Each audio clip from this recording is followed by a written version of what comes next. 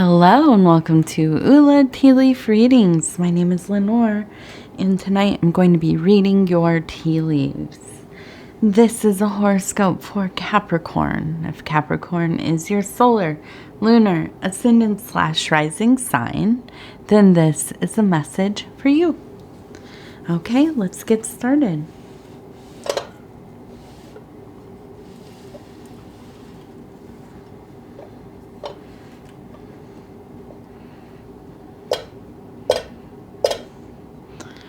Okay, knock, knock, knock, and let's lift this bowl up and see what these tea leaves have to say tonight.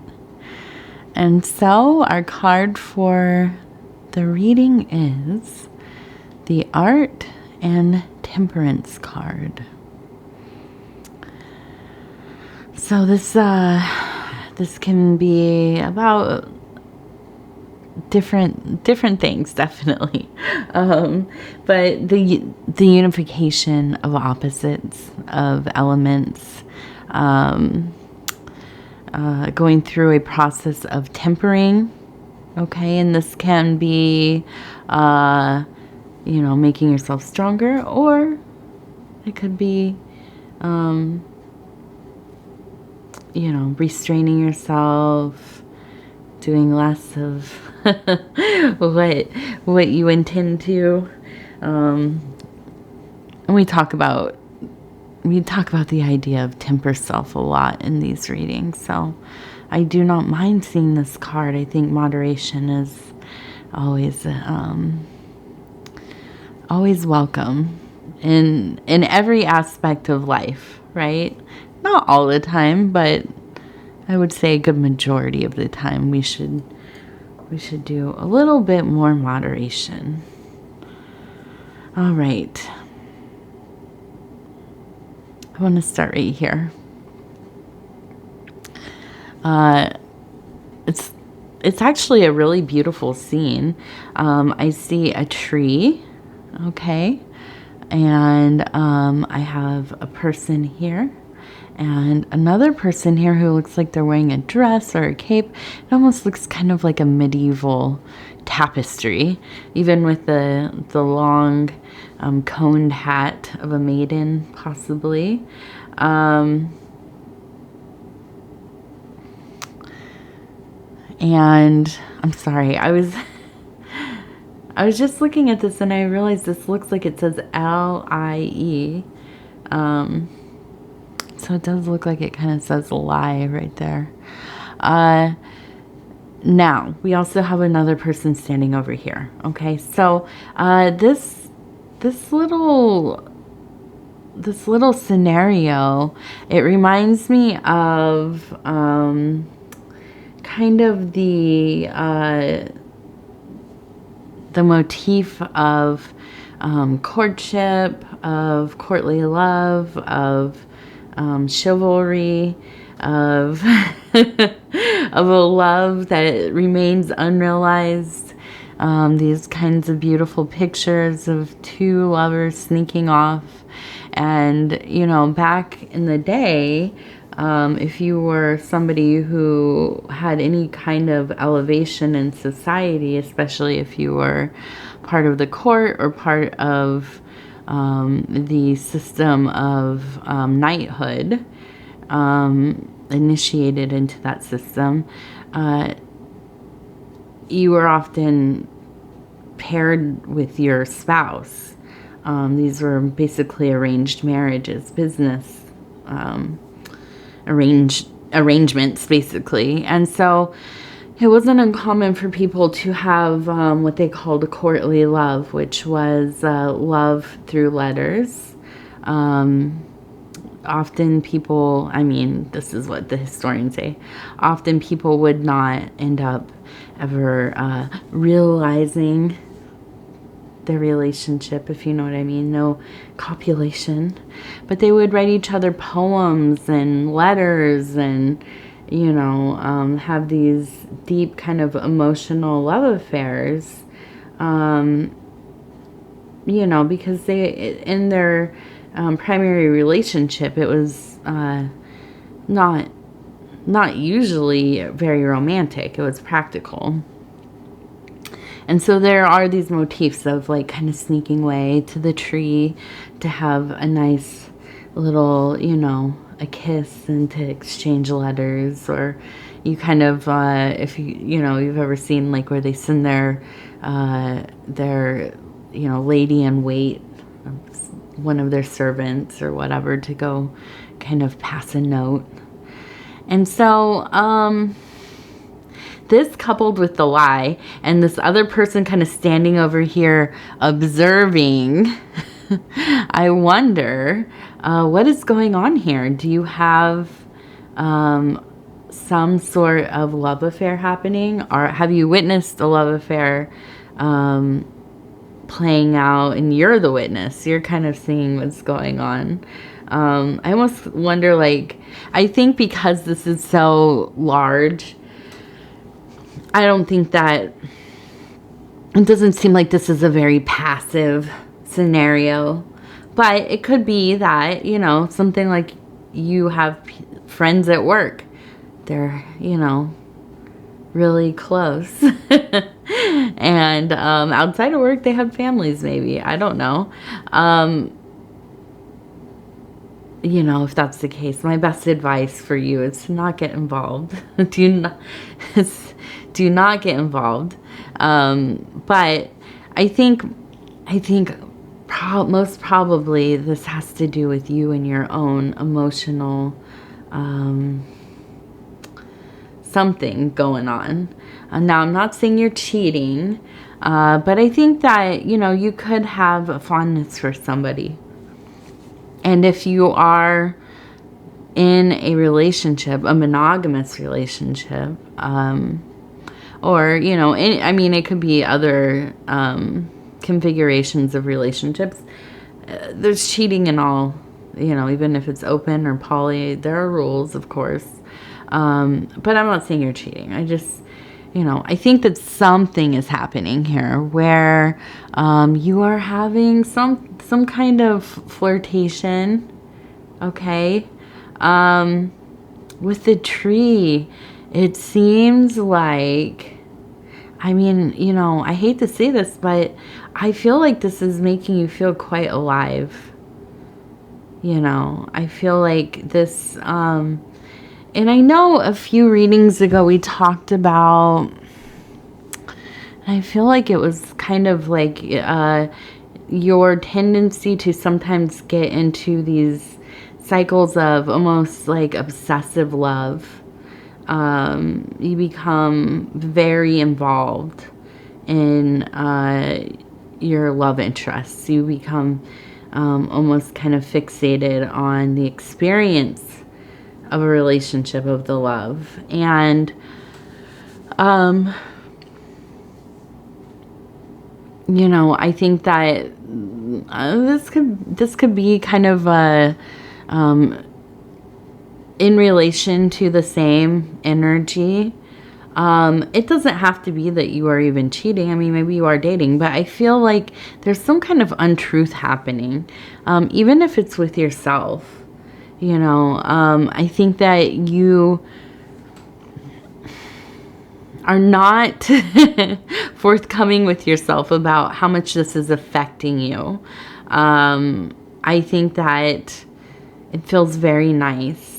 I think that you're really in that exciting, what they love to call the honeymoon period or whatever. But I think it's, you know, it's new. There's a novelty to it.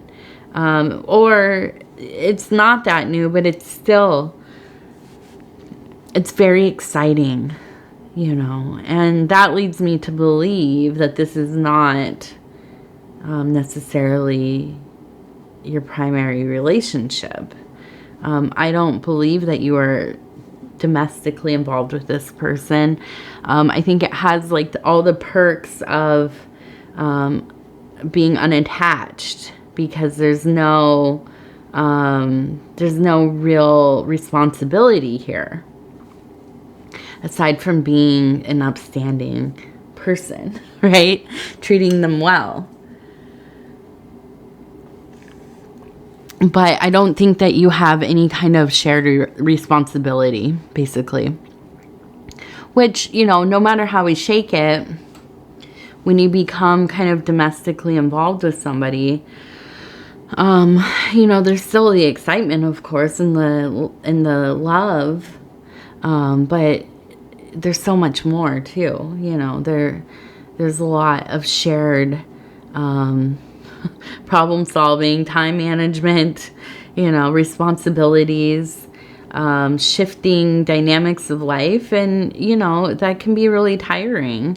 So it just kind of changes the dynamic within the connection and relationship, hopefully for the best. You know, when you find your person that you know, get along with on a living together level, domestic level, and you still are excited about one another, and you still, even when you fight, you know, resolve it quickly and try not to become resentful of anything, and, you know, push through, still really happy to be together and around each other and all that, then you are lucky, and, you know, take care of that kind of relationship. Those are not common, you know, at least not in, I don't think in the world we live in now, anyways, or maybe always, who knows, I don't know, but, you know, count yourself very lucky if you find that kind of love and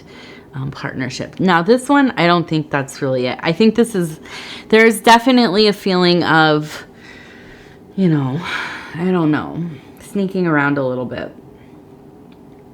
And maybe that's just what you like. You know, there's nothing wrong with that either. You know, hopefully you're not lying to your partner, or you know, within your relationship, but you might just be a person that prefers to keep your relationship separate from your personal life or your work life or your social life. And that's, I don't think, very uncommon either. Okay. And so I want to look down here. We have a mushroom. I'm looking at this. We have the mushroom. We have a candle that is burning. So we also have one over here. And so I feel like really a place of illumination. And I believe truly, and this is in the metaphysical, emotional, I feel like beyond this thing that's happening, which is very nice, and it's flowing out into other parts of your life, I feel that you are really in a place of kind of thinking outside of the box. You are just tearing the box apart, right? Getting creative and using the elements that are available to you. I think you really will find success in a place like this because you are artfully weaving different things together. I feel like you are the kind of person that if you don't have everything you need, you don't have to necessarily wait for it to perfectly align.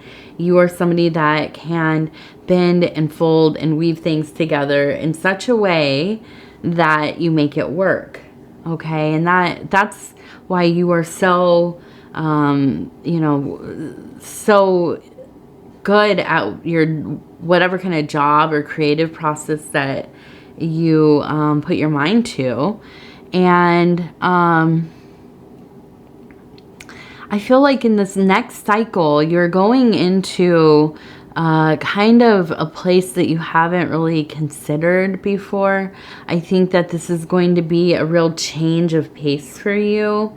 You've been doing so well where you are kind of making resources, making money, and I think that this has given you confidence to kind of branch out into new avenues of maybe making more resources or just trying different things, you know, maybe different kinds of business, maybe a different kind of job, maybe, you know, making different kinds of art or content in different mediums.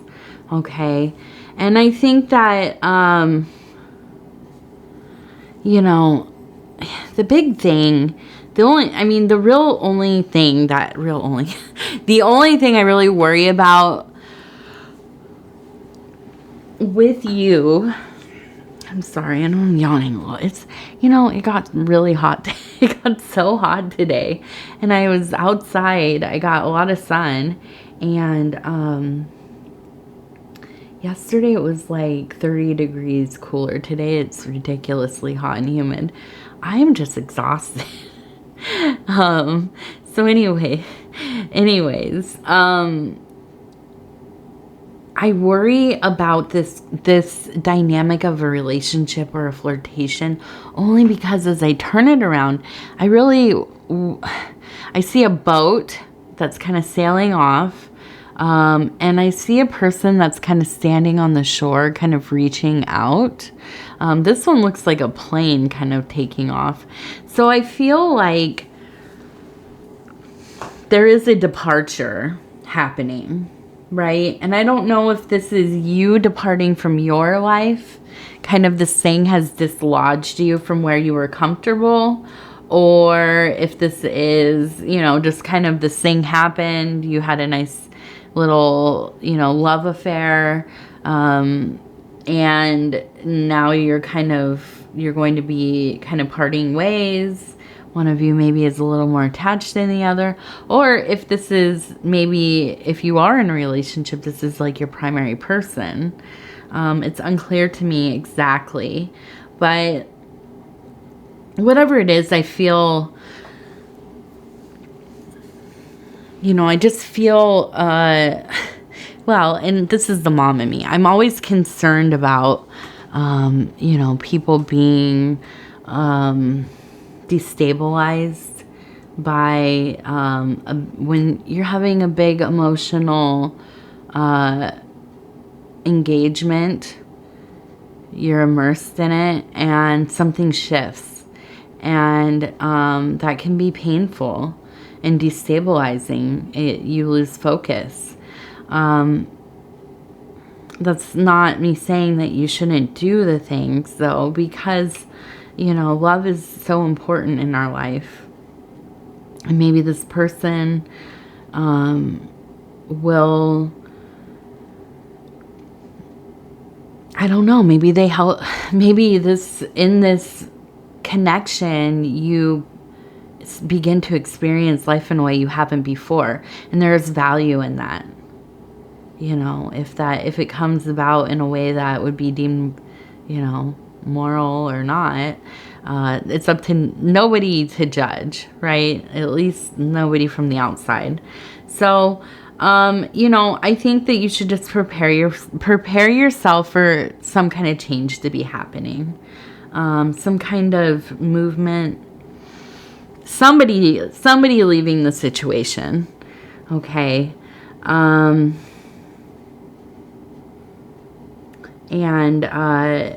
But then we look down here and we have a fish, okay? And we have actually a couple of them. And so I feel like even with all of this, you can't stop Capricorn from, finding the abundance in there somewhere. And so, as you go into this new kind of work or creative work, being a visionary that you are, very creative, profound, but I mean, who else is as tempered as a Capricorn, so, you go about these things with thought.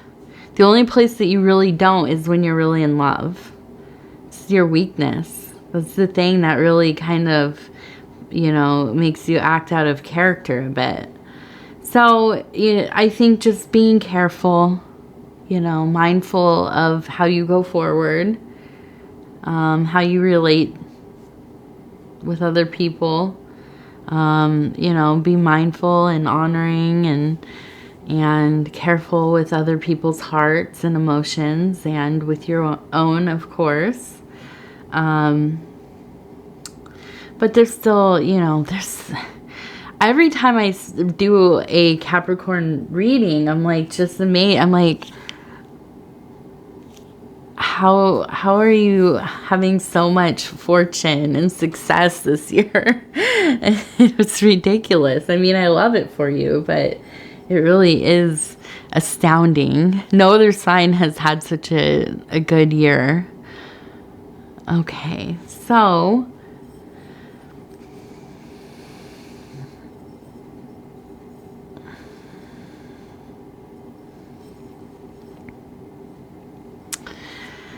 I just kind of see somebody gazing into the future here, and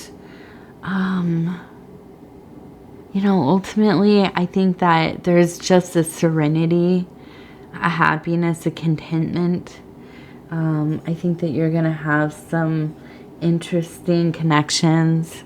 It's going to feel really nice. And these things kind of pass through your life once in a while. I think that you've, you know, impaired with all this kind of success and creativity that you've been having, you know, really being innovative within your career and business and all of that. There's just a sense of like an enduring thoughtfulness, really a very cultivated being, soul, heart, mind, and soul, right? All of them. And I feel like, you know, as the further you go on with things, I feel like you just kind of you've let go of a lot of shame. You don't really care what other people think so much. And ultimately, I think you realize, and this is the true freedom of life, at least one of the things, is that nobody really cares what you're doing ultimately. People might like to talk about things, you know, or whatever. We all love to think we understand somebody in just a glimpse, right? But when it comes down to it, nobody really cares. And especially in the world that we live in now, there's so many things going on, so many distractions. And anybody who is of, you know, worth in your own life knows that you are a dynamic being, and it's okay to kind of make a fool of yourself sometimes. Do the things you want to do. Be led by your wants, you know, and desires. Although, you know, hopefully you are being respectful and treating others with love and, like I said, honor. But I think that that's a given. And so, you know, you are doing the brave thing. You are living this life. You're not afraid to do so. And probably others look at you and they think, you know, geez, I wish I was, you know, I wish I had the ability to do those things. So, not that that matters either, but I think it's, you know, it's a wonderful quality to have, that you are not tied to your anxieties or worrying about what other people think. Okay, so I'm going to go ahead and we're going to take a card out of the Indigo Sage Affirmation cards and see what that has to say. Is kind of a confirmation card, something to add to the reading. And I just kind of go like this and I stop when it feels right. Okay. Let's see what these are. It looks kind of like the bottom of a mushroom. Oops, bottom of a mushroom right there. Okay, and we're going to turn this over. And it says, miracles, self-healer. Trust that every unwanted condition can be returned to natural well-being. Okay. You know, if you have watched my readings for any amount of time, I don't like to speak on health issues just because you know, I don't know. I feel it's like slightly unethical, especially because I have no background in medicine, of course, obviously. I do talk about more psychological stuff just because I myself have experienced a lot of things and been through a lot of therapy. So, but, you know, I do think in general, and what exactly did it say again? That trust every unwanted condition can be returned to natural well-being. Yeah. So self-healer, I think it, you know, that implies to some degree that you can heal yourself. I'm a real big believer in modern medicine as well. I think in combination with other forms of healing and natural medicines. But please be careful. Of course, you know, everything is different for each and every one of us. So you have to know yourself and take care of yourself where you can, for sure. So this seems like, I mean, it makes sense to me in a greater way. I would say that a Capricorn is somebody who's definitely going to do all they can to take care of themselves before it comes to anything else. But ultimately, yeah, I think that you listen to your body, listen to your psyche, your, you know, unconscious, any kinds of stirrings there of discomfort or worry, you know, listen to that. You know yourself better than anyone. So, yeah, I'm going to thank you so much for spending this time with me. It is always such an honor to be able to bring these messages to you.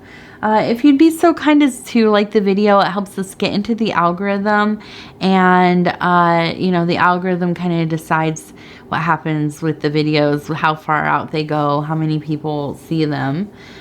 So we like to give the algorithm what it wants, and that is engagement.